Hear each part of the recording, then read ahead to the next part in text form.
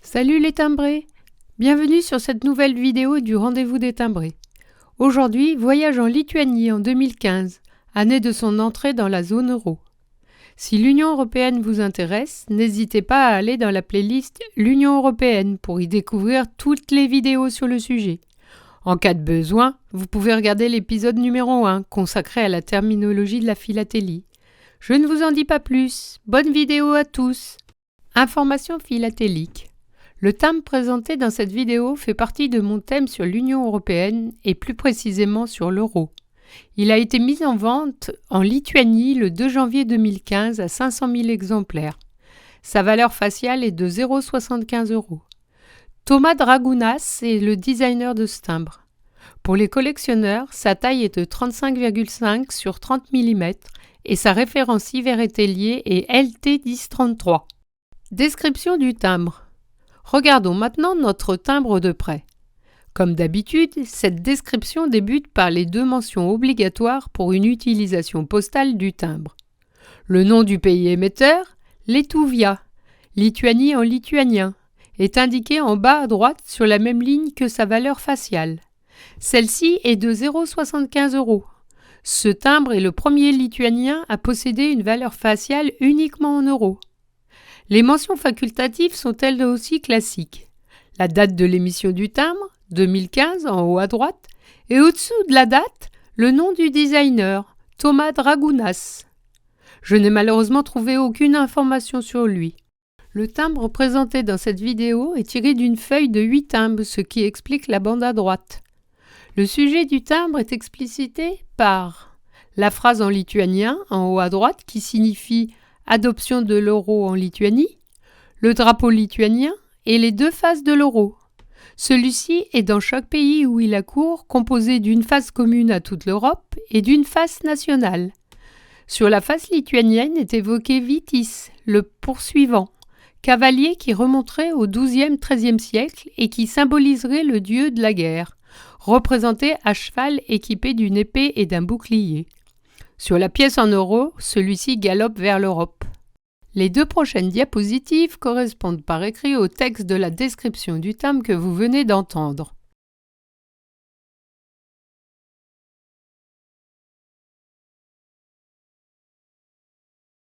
Quelques points d'histoire. Près de 50 ans après son annexion et son rattachement à l'Union soviétique en 1940, en même temps que la Lettonie et l'Estonie, la Lituanie proclame son indépendance le 11 mars 1990. Elle est la première république socialiste soviétique à le faire. Après des événements sanglants en janvier et un référendum en février 1991, par lequel l'indépendance obtient 90% des voix, Moscou l'accepte le 6 septembre 1991. Moins de 13 ans après, le 1er mai 2004, la Lituanie, comme 9 autres pays, entre dans l'Union européenne. La Lituanie poursuit son intégration européenne en entrant dans l'espace Schengen le 21 décembre 2007. L'espace Schengen fera l'objet d'une prochaine vidéo. Et le 1er janvier 2015, elle rejoint les deux autres pays baltes et 16 autres pays dans la zone euro. La zone euro. A. Sa géographie. Le 1er janvier 2015, à l'entrée de la Lituanie dans la zone euro, 18 pays utilisent déjà la monnaie européenne. En 2023, seule la Croatie a complété la liste depuis le 1er janvier de cette année. En plus de ces 20 pays appartenant à l'Union européenne, 4 micro-États, Andorre, Monaco, Saint-Marin et le Vatican se servent aussi de l'euro, ainsi que le Monténégro et le Kosovo, qui l'utilisent de fait. Et les autres? Sur les 7 pays qui n'y sont pas encore, 5 ne peuvent pas encore y entrer pour des raisons économiques. Ils ne satisfont pas les critères de convergence. Ce sont la Bulgarie, la Hongrie, la Pologne, la Roumanie et la Tchéquie. Les deux autres ne le souhaitent pas, le Danemark et la Suède. B. Entrée dans la zone euro. Le traité d'adhésion d'Athènes, signé le 16 avril 2003 par la Lituanie, indique que l'entrée dans l'Union économique et monétaire ainsi que l'introduction de l'euro seront automatiques dès lors que les critères de convergence seront respectés. Ceux-ci sont définis dans l'article 140, paragraphe 1 du traité de fonctionnement de l'Union européenne. Traité de Lisbonne de 2009, issu du traité de Rome de 1957. Ils permettent de s'assurer que le pays concerné est prêt à introduire l'euro et que son adhésion ne représente aucun risque économique pour lui comme pour l'ensemble des pays de la zone euro. Ils sont au nombre de 4. 1. La stabilité des prix. Le taux d'inflation annuel de l'État considéré ne doit pas dépasser de plus de 1,5 point de pourcentage la moyenne des taux des 3 États ayant l'inflation la plus basse. 2. Des finances publiques saines et viables. La dette publique doit être inférieure à 60% du PIB et le déficit public annuel doit être inférieur à 3% du PIB. 3. La stabilité du taux de change. L'État considéré ne doit pas avoir d'évaluer sa monnaie durant les 2 ans précédant l'évaluation. L'euro rend cette mesure obsolète pour les États qui l'utilisent. 4. Les taux d'intérêt à long terme. Ce taux ne doit pas dépasser de plus de 2% la moyenne de ceux des 3 États présentant les meilleurs résultats en matière de stabilité des prix. La Lituanie dans la zone euro.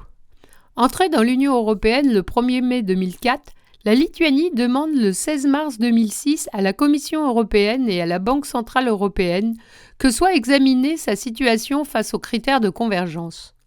2 mois plus tard, le 16 mai 2006, la Commission émet un avis négatif en insistant sur l'absence de maîtrise de l'inflation. Si les 3 autres critères sont respectés, dette publique à 20%, déficit public inférieur à 0,5% du PIB, l'inflation est alors à 3,8% lors de l'observation.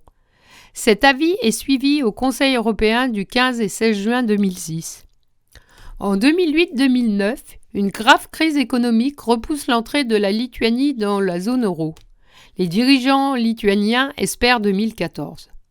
En 2010, une procédure déficit excessif est lancée contre la Lituanie.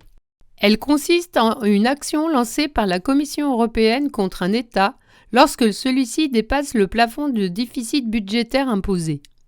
Elle comporte plusieurs phases, pouvant aller jusqu'à l'adoption de sanctions en vue d'encourager l'État membre en question à maîtriser son déficit budgétaire. Une politique d'austérité est donc mise en place par le gouvernement lituanien, ce qui lui permet de revenir à des résultats acceptables en 2013. La procédure déficit excessif est levée le 21 juillet 2013. Après une deuxième candidature, dont la période d'évaluation est de mai 2013 à avril 2014, la Commission européenne et la Banque centrale acceptent l'entrée dans la zone euro de la Lituanie le 1er janvier 2015. Cette nouvelle vidéo est désormais terminée. Merci de l'avoir regardée jusqu'au bout. Vous l'avez peut-être constaté quand vous démarrez ma vidéo, vous pouvez soit la regarder, soit l'écouter, soit faire les deux. L'idée est que où que vous soyez, vous puissiez. Si cette vidéo vous a plu, n'hésitez pas à vous abonner, si ce n'est pas déjà fait, à cliquer sur la cloche pour être notifié des prochaines vidéos, à cliquer sur le petit pouce vers le haut et à laisser un commentaire. À très vite pour un prochain épisode.